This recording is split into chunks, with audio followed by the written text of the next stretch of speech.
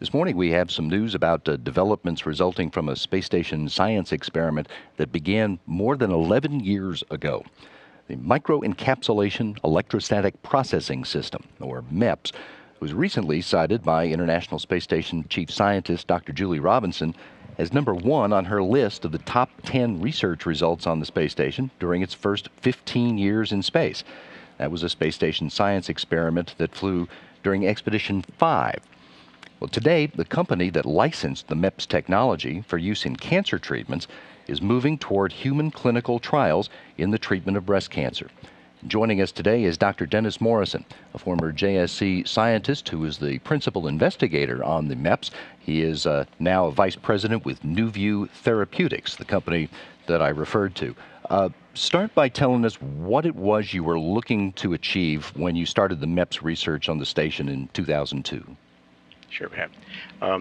The tendency for therapy in cancer treatment now is to go to what's called focal therapy, to try to put a focus on the tumor itself instead of having to expose the body to all the treatment therapies. So for radiation, it's a matter of focusing the radiation. For chemotherapy, it's techniques to be able to deliver the chemotherapy drugs directly into the tumor instead of having to give so much all systemically. Our approach to this was to make liquid-filled microballoons.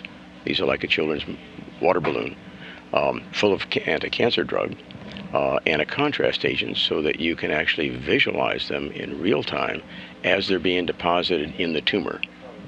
And then the outside skin, rather than being a rubber component, is made of biocompatible polymers that lets the drug slowly be released or slowly disintegrates over time so it disappears after a while. A release system. Exactly. So the approach was to make these unique microballoons in precisely the right kind of quality conditions. The difficulty is that the way we elected to make them, the different liquids, 3 different liquids, are different densities. So on Earth, they stratify into layers. As a result, it's hard to get them to come together to form little microballoons and form a skin in the right proportions. When we go to microgravity, surface tension takes over and all liquids go spherical.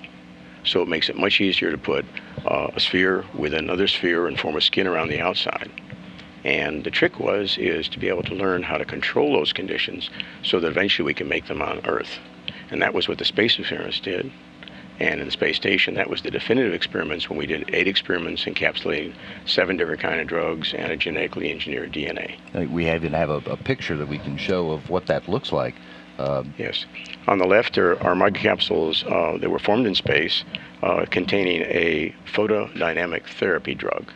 This is a drug that is activated after it's been absorbed by tumor cells. Mm-hmm. On the right is an example with the fluorescence showing that those microcapsules are full of the and evenly distributed of the anti-cancer drug contained inside.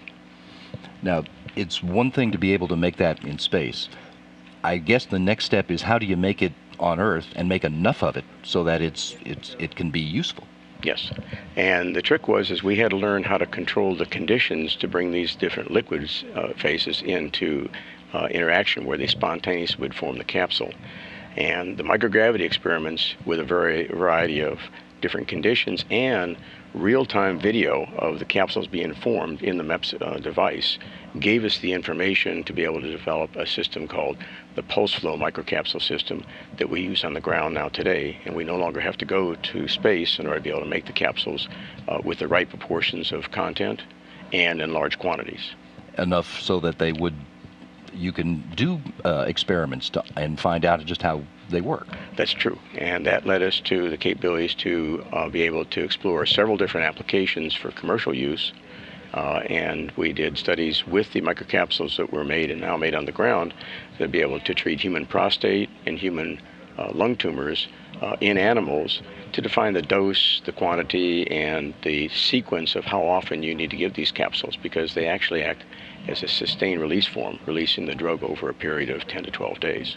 You brought us a little clip of animation that shows us what this looks like when you give the drug. Yes, that's correct. Let me suggest that there's 2 steps to this with the animation.